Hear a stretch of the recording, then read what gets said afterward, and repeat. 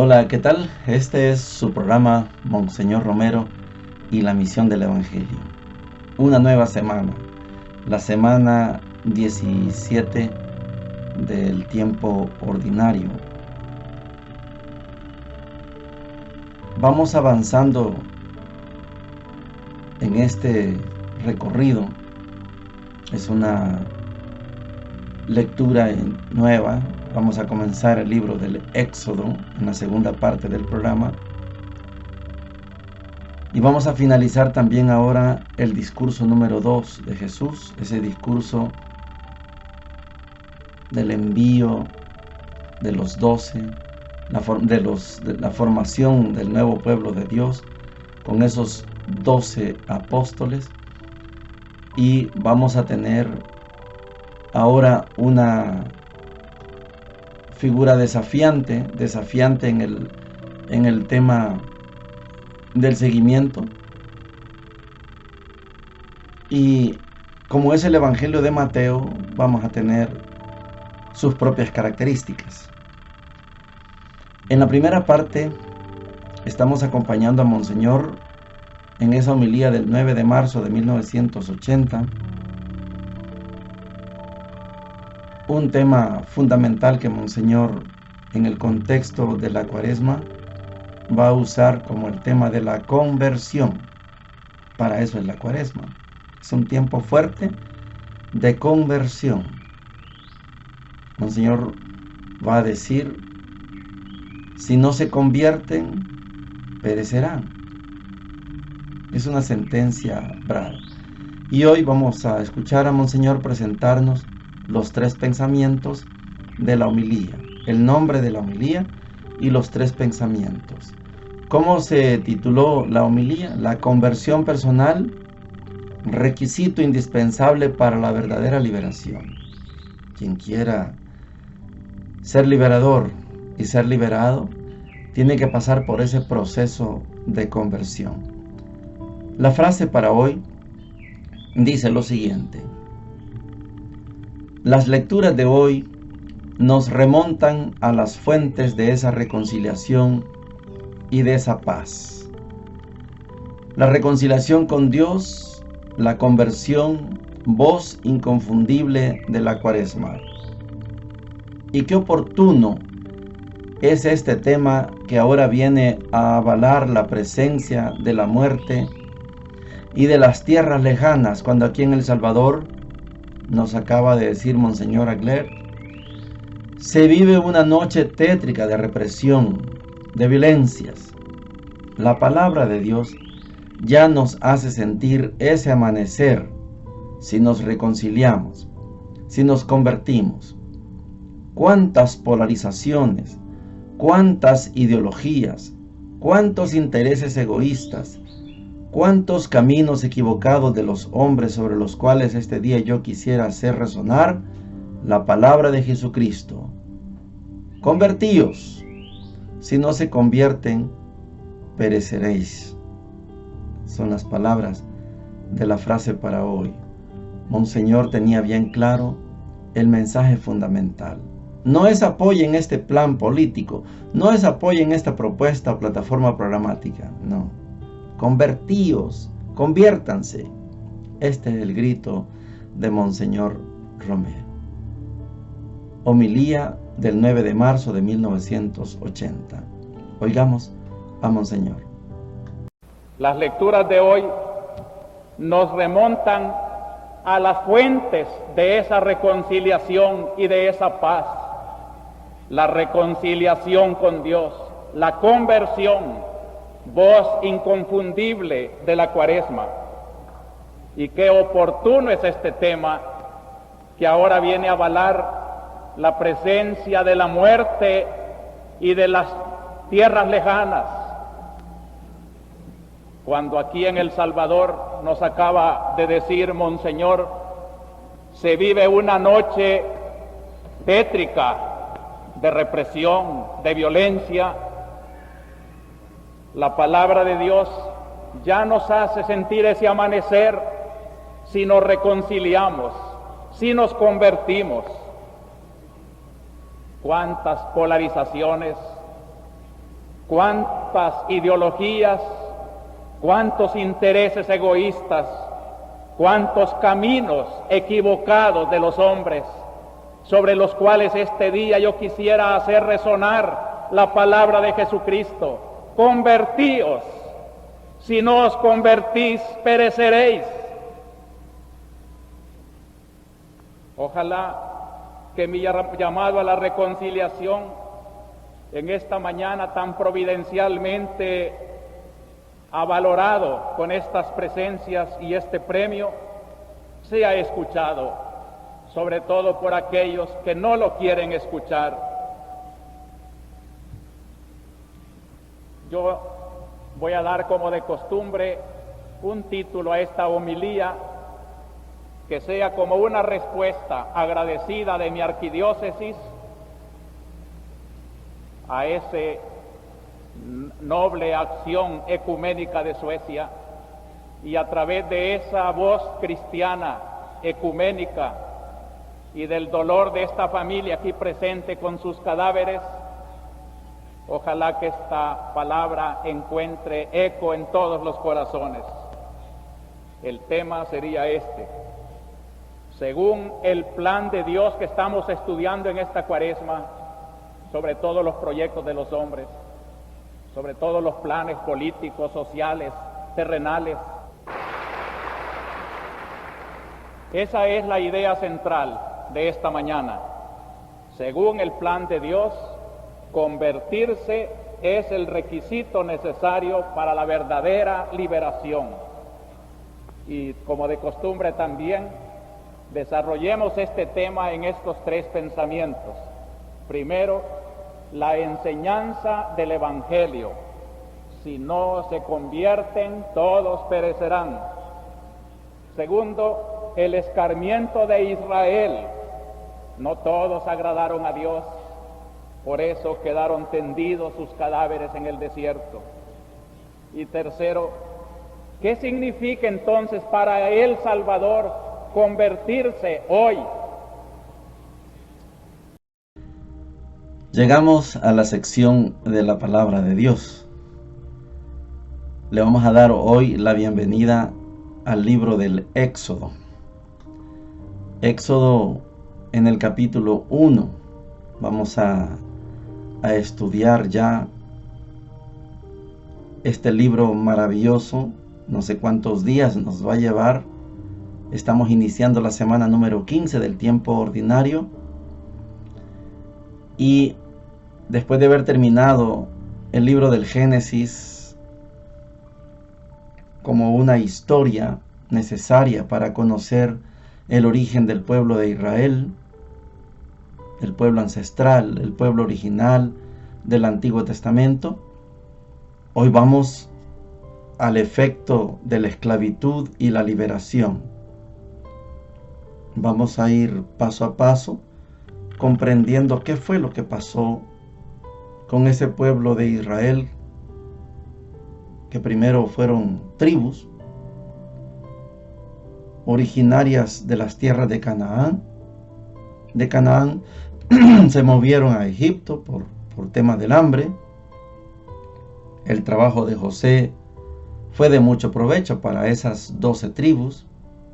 Hay una conformación de 12 tribus, el desplazamiento de 2 hijos de Jacob. Lo sustituyen 2 hijos de José, Efraín y Manasés. Vamos a ver cómo se desarrolla esta conformación del pueblo.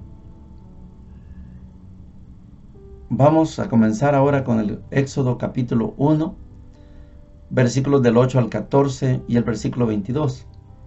Y dice lo siguiente: en aquellos días subió al trono en Egipto un faraón nuevo que no había conocido a José, y dijo a su pueblo: miren, el pueblo de Israel está siendo más numeroso y fuerte que nosotros.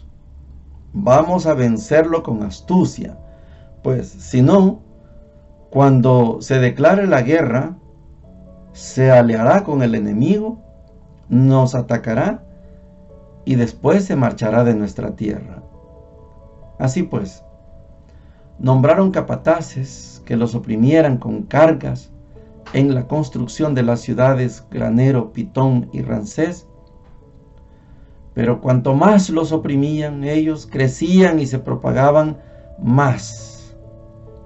Hartos de los israelitas, los egipcios les impusieron trabajos crueles y les amargaron la vida con dura esclavitud, el trabajo del barro, de los ladrillos y toda clase de trabajos del campo. Les imponían trabajos crueles. Entonces el faraón ordenó a toda su gente: cuando nazca un niño, échenlo al Nilo. Si es niña, déjenla con vida. Palabra de Dios. Te alabamos, Señor. Como una película, esta lectura despierta mucha curiosidad. ¿En qué le molestaba a Egipto, al faraón, a toda su raza? ¿En qué le molestaba que el pueblo hebreo fuera grande y poderoso? ¿No eran los que trabajaban? En el mapa, por lo menos imaginario, tenemos que buscar la ubicación.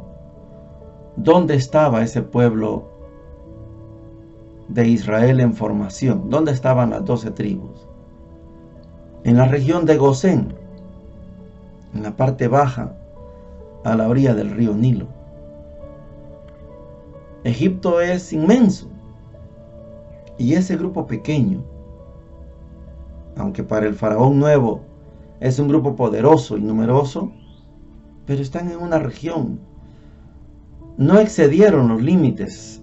Las tribus de Israel se quedaron en la región de Gosén.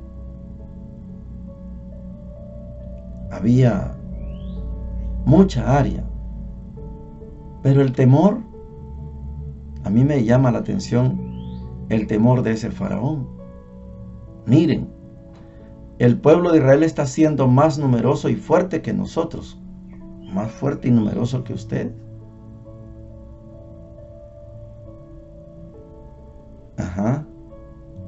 Vamos a vencerlo con astucia.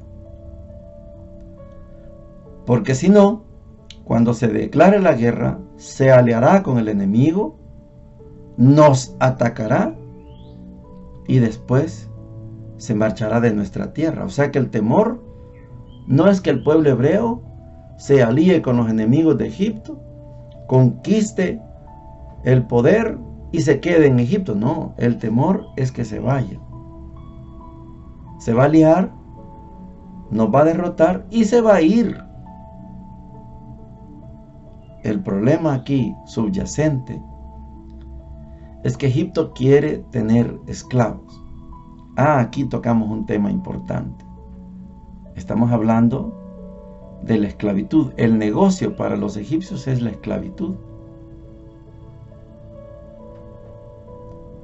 La suerte de este pueblo en formación, de estas 12 tribus, está pasando por lo mismo que pasó José.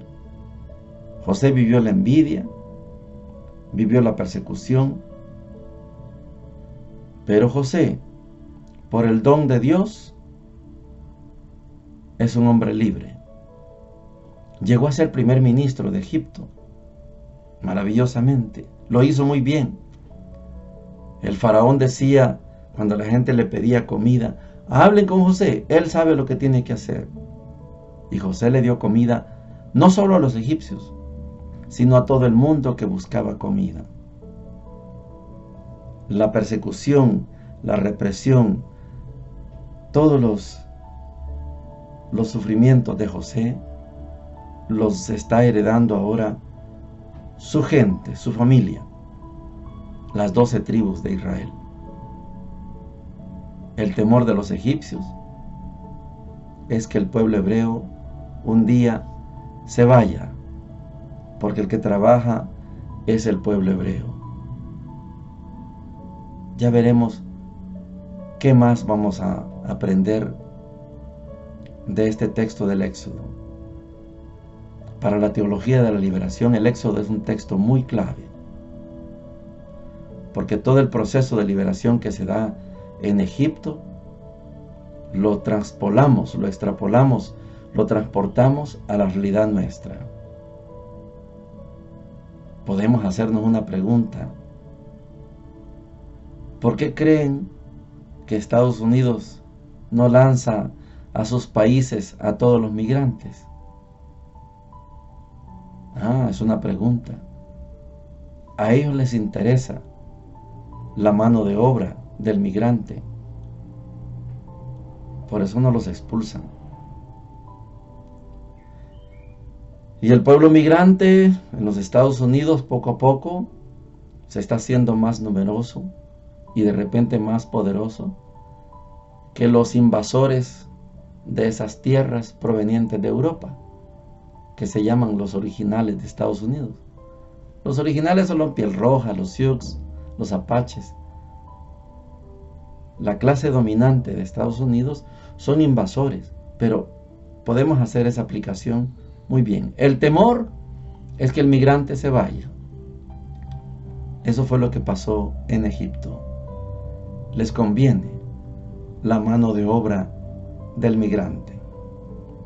El evangelio de hoy está tomado de Mateo capítulo 10. Es el final del discurso número 2 que nos presenta Mateo, la instrucción de los discípulos.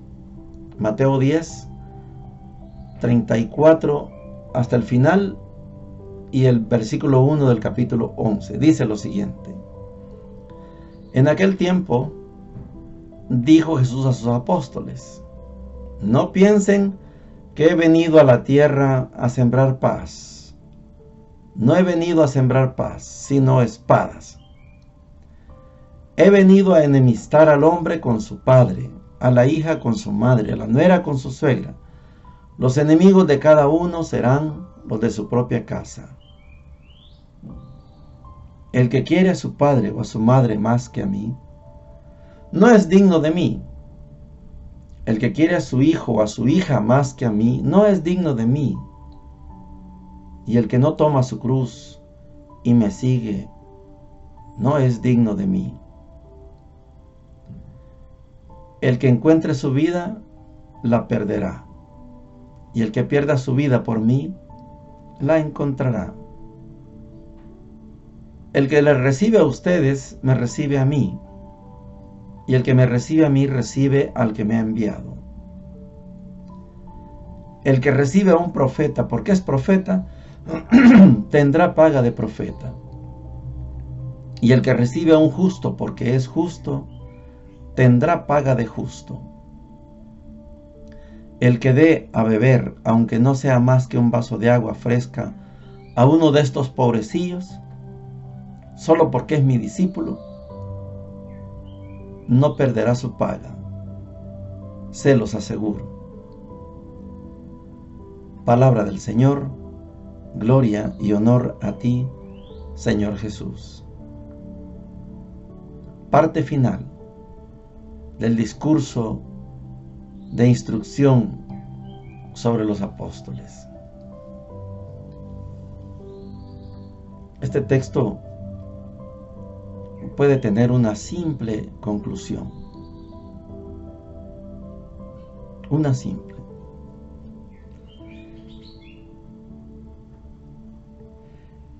Perdón. El que atiende a los pobres, a mí me atiende. Se acabó. Así funciona. El que pone en práctica el sermón de la montaña, el que llama bienaventurados a los pobres, el que le llama bienaventurados a los pobres y los hace bienaventurados, los recibe, les da un vaso de agua, a mí me recibe. Pero como es más fácil recibir a uno de mi clan, a uno de mi grupo, a mi amigo, de repente a mi familiar, sin darnos cuenta que al atendernos entre nosotros y nosotras, como gremio, como grupo, como partido político, como lo que sea, como socios, le estamos dando la espalda a Dios. La frase puede ser bien sencilla y concluyente. El que acoge a un pobre, me acoge a mí. El que haga suyo el sermón de la montaña, ya hizo todo. Mateo 5, 6 y 7. ¿Oyeron que se les dijo? Yo les digo.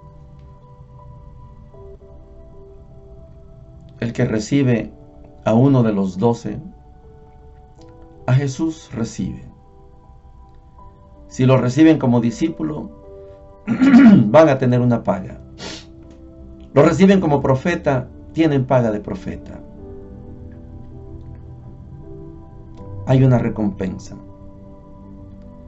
El secreto es recibirlos. Miren, aquí están estos 12. Aquí está el nuevo pueblo de Israel. Aquí están los nuevos 12 jefes de las tribus. No son descendientes de Jesús. Jesús no tuvo hijos. Pero son el nuevo pueblo. Quien lo atiende, me atiende a mí. El Sanedrín en pleno no los atendió. No atendieron a Jesús. Por eso tenemos que irnos al original del Evangelio de Mateo. No he venido a traer la paz. No he venido a sembrar paz. He venido a sembrar espadas. Los discípulos, que se sepa, nunca usaron la espada. El Sanedrín y Roma, sí. ¿En qué les molesta a los imperios? ¿En qué les molesta a los poderosos que usted y yo vivamos el amor de Jesús? ¿En qué les molesta? ¿En qué les molestaba el mensaje de Moisés, el nuevo Moisés Jesús? ¿En qué les molestaba el mensaje de Monseñor Romero? ¿Cuál era el problema? El problema es que todos los poderosos tienen interés, igual que en el Egipto, que los pobres sean esclavos de ellos. Y cuando llega un mensaje de liberación, ¿pero en qué les molesta? Es que ellos quieren tenernos de esclavo. Quieren que les construyamos sus ciudades, Pitón, Ramsés y los nuevos Pitón y los nuevos Ramsés. Para eso utilizan al pueblo. Tienen miedo que el pueblo se vaya y sea libre. Por eso hay espada. Por eso no hay paz. ¿Pero en qué les molesta a los poderosos?